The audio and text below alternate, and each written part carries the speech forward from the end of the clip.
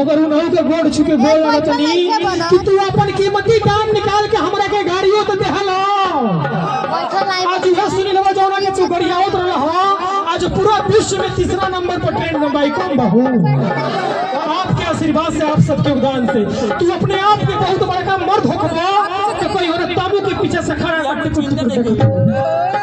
मगर सुनी लवा ऐसे मौका को 10 आदमी को रोक ले तब।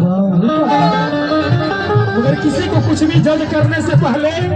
कभी कभी अपने आप को भी झांक लिया कीजिए कि हम क्या चीज है ना हो। चलिए आई एगो ऐसा वीडियो बनाई जो वीडियो रात रात में 10 मिलियन के वीडियो में भी बोलने बनी कि अगर हम मेहरारू से कोनो बात कह दहल जाला तो होकर के पेट में पहुंचेला ना लगनी से खुद ने उनको जैसे बोले कोनो मेहरारू से कोई किराई उमरौतिया कमाई देख हम तोरे से बात कहता नहीं कैसे कहिए भाई मां हमारे कंधे को काला करे हम एक से सुनी ले है कहां से निकाल देले इतना बतिया कह कर मार्केट में चल जाई और जब मार्केट से आपस आप तो रास्ता में 3-4 गो लोग कोई कहा एउ जा था कमाई है कैसा गांव हल्ला भइल भाई बतिया सब सही बा कोई ना ऐसे तो कोनो बात नहीं है तनी सौरी आगे बढ़ी तो गौरी आदमी कोई कहा है रियाजी बाबू की दुआरा पर पैसा हाला भर रही बतिया सब सही मगी आदमी को नौवा ना बताई कि बतिया कहले के बा अब तू घर सोचो बकरी हम एगो मेरा तो निया की माई सी बतिया कौन कैसे गांव भर को लोग जानता रे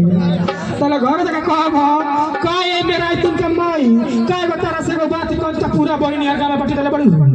तल को ए मेहरारू हम का कुल बात कही हो उ तो बात में आवत रह त मुंहवा में से निकल गई तो मेहरारू को बात कहली से ना कहली से मुंहवा में से निकल गई मगर यही वीडियो में एक और वीडियो बना के डाली जैसे मेहरारू अपना घर कोनो परिस्थिति में रह सो मगर जब ये मेहरारू जाता है सब दूसरा के घर है तो 1000 को लगता है सब भागे पड़े भले अपना घर जब आटा सनाता तो पसीना टप टप चुआता मगर ये मावी दूसरे घर जाते से कहता है सो अरे बाप रे बाप कितना गर्मी होता है कहता घर लाइट तू कोई देखो जी भाई लाइट बजे तक काट हो जॉब के हीट ना क्या देखलवा लाइट कट देना सो तलु मोरनी बाप रे कभी करबे तो मौत कटा दे के बलाज खोल को फेंक दे कभी कही रे बाबू रे देखबो ओकर लूठा के तक सुनना था अरे तनी हम लाइट तर फोन करबे देखबे मोर गल का रे कभी कभी हमारे घर में हमारे परिवार में ऐसा होता है कि जब कोई रिश्तेदार आ जाएगा तो अक्सर लाइट कट जाती है उसी चीज पे हमने वीडियो बनाया मगर यही वीडियो में हमारे माता बहन बेटी कमेंट कर ली लो कि का है सुनील बाबू खाली मौगिया ना कतार तार करबो कब है मर्दन कतार तार ना करबो ते मर्द लोग का कहा जा मर्द लोग के जीवन में बटले का बा जौन माए धरती पे आज हमनी के माता बहन बेटी के गोदान बा कि आज हमनी के धरती पर निकल के घूमत नहीं ना हो आज हमनी के माता बहन बेटी ना रहित लो आज हमनी के धरती पर इतना राज ना कर दी जा आज हमनी के सदाम भैया के परिवार में इतना खुशी ना मिली तो आज हमनी के माता बहन बेटी ना रही तो एवं हमनी के मंदिर में चल गई तो मंदिर में हर एक चीज मेहरारू के नाम से बा पूजा अर्चना वंदना आरती जौन चीज उठा के देखली मेहरारू के नाम से बा है मर्दानन के नाम से बटला का बा ओइ में हाथ के घंटा टांगल बा यही जाता के टन बजा के चली होता तो मर्द लोग घंटा खनबा लो दिन भर ने विशाल बाबू खान ढोलक पिटिलो दिन भर ने साउंड बजाइलो और जब राती खान सुते के द्वारा होई मौगी की लगावा तो यह मौगी को तरीसा हटी होना अगर यार माई बाड़ी हमर चिए ले कदम से काल कोला बड़ी अगर यार पॉइंट भगवती अभी निमनो बतिया कोले का माता जैसे जो दिया अब तो बच्ची आज कुल्ला होई हो तो हम ये कितनो रुपया कमा लहल जा मगर मेहरारू से हफ्ता में महीना में तो 2-4 बेर कट्टा कुट्टी होखनी के बाद मगर देखनी जे हमर बहिन बड़ाइल बैसे गांव के लइकनी जाइल बड़ी सो ई लइकनिया अपन घर रहत तरी सो त रात दिन रहू पतहु कोले रहत ऐसा आई कौन हर तिवारी के बेटी खतवा में घुमतिया और जब ये लइकनिया जात ऐसे हितई में त हिंदी में बोलत ऐसे हिंदी में भला भला रात दिन भोजपुरी जोताता मगर जात ऐसे हितैया में अब बफर सिस्टम में खाए तो ये लइकनिया कहत तरीसा ओए जाके बफर सिस्टम में भैया 2 पूरी देना भैया थोड़ा सा पालक पनीर देना मैं तेल वाली चीज नहीं खाती मेरे को बड़ा गैस बनाता है घर रहत ऐसे कहत ऐसे का रे माई भातवा ना बड़ी कर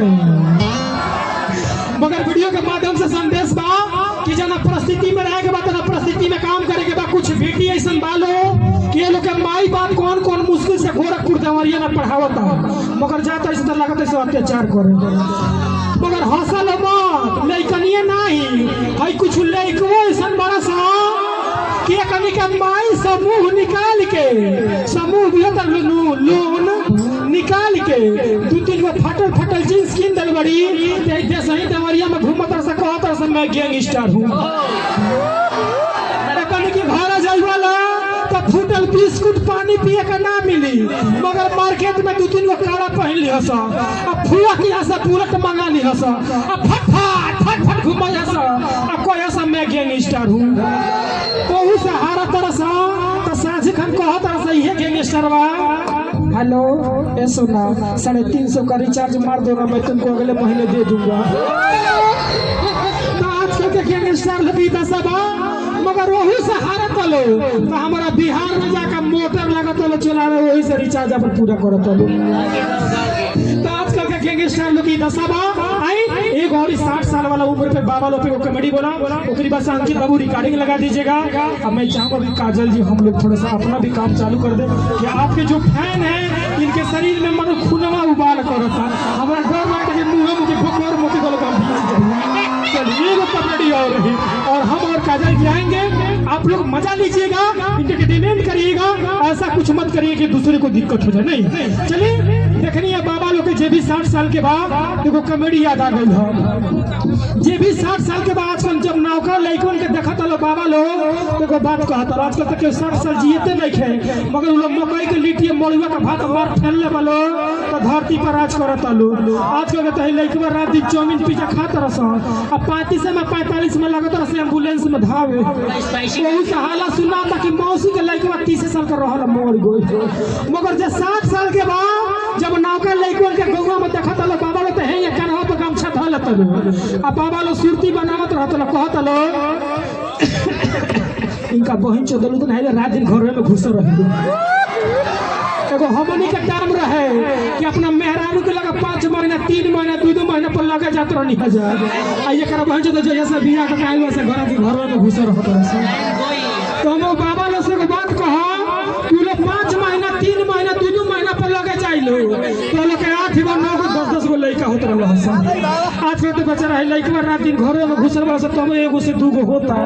ओहू से नहीं कहते है देवरिया में जाके कहीं तो नसबंदी के काम लग जाता अगर आज टाइमवा रही तो हमार बाबा दादा लोग चाइना देश फेल कर रहे दादा हो दादा वो सब चीज पर हमने के वीडियो बना के डाल ली जा आई हमारा टीम से भी सारा लोग आइल बा गिरीश बाबा भी आइल बनी हमारे जो कि हमारे वीडियो में हमारे पति का सीन लेते हैं बहुत अच्छे हमारे गार्जियन हमारे सपोर्टर नीरज बाबा अंकित बाबू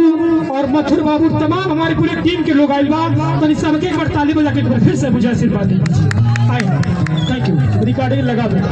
थैंक यू।